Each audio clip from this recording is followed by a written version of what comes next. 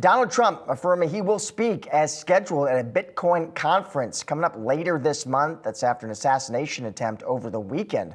But the former president's support of cryptocurrency is relatively new. Trump has previously deemed it a scam when he was in the White House, but now the 2024 hopefully is singing a very different tune thanks to the efforts of crypto industry insiders. And joining me now is David Bailey, BTC Inc. CEO and organizer of the Bitcoin conference. David, it is good to have you back on the show. So Trump's going to be participating in the Bitcoin conference, David. That's July 27th. How did that come about, David?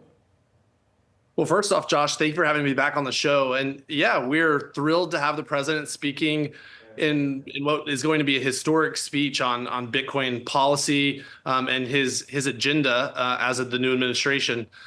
We've been working with the Trump campaign for several months, advising them on different policy platform items that our industry cares about, our community cares about, and really helping lay the case for the amount of votes and the amount of dollars that our industry can deliver for the campaign. So we've been very thankful for their support.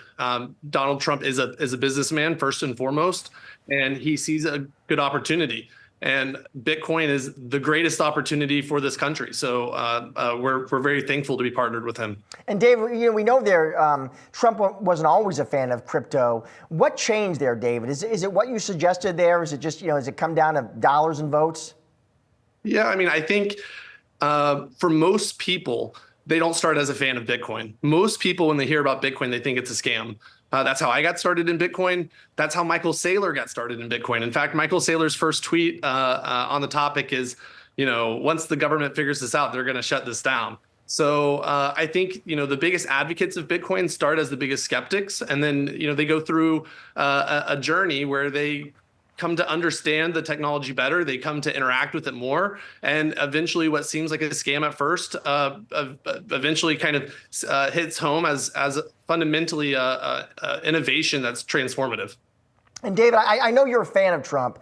And from what I've read, you're going to be hosting a fundraiser for him in Nashville. Any concern, though, David, that, we're sitting here in July and Trump and Vance don't win in November, that Biden does? Any worries you would have that, maybe you put all your eggs here in one political basket? Well, we are running a fundraiser for the president in Nashville. We want it to be a record-breaking fundraiser, so we're working around the clock. I've been on phone calls all day for about 2 weeks straight, raising money for the president. So we are eager to show him what our industry is able to deliver and show him how much we care about this topic.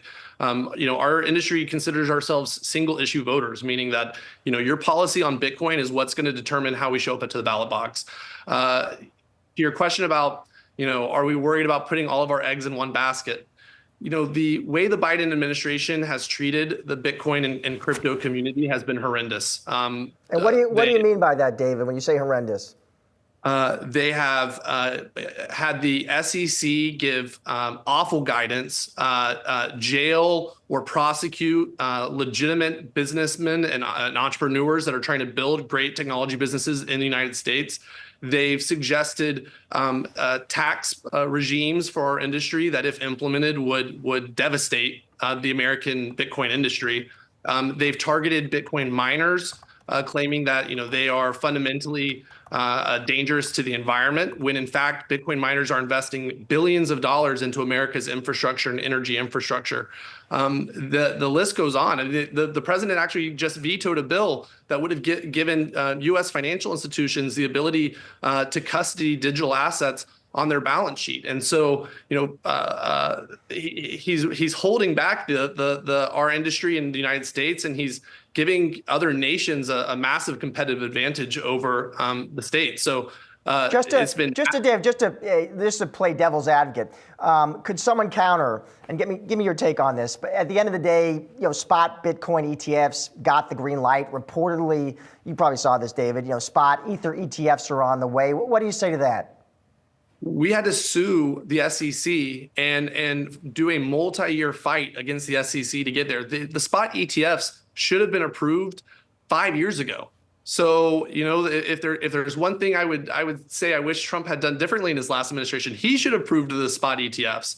And so it's been a nonstop fist fight with the Biden administration. And so, frankly, at this point, we feel like we don't have much to lose.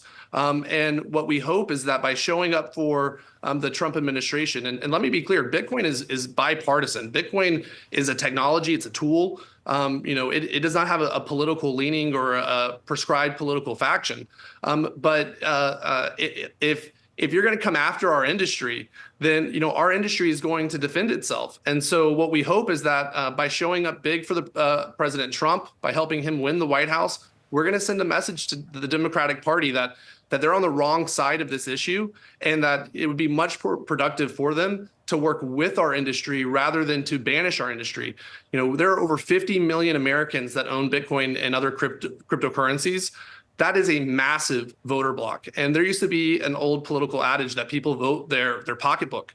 Bitcoin is people's pocketbooks today. So the Democratic Party is misaligned with the public, and we're hoping that by making ourselves heard in this election, we'll make ourselves heard in all the future elections as well. It is impressive, David, the way crypto has become an issue in this campaign, in this election. We always appreciate you coming on the show, David. Thanks so much. Thank you for having me.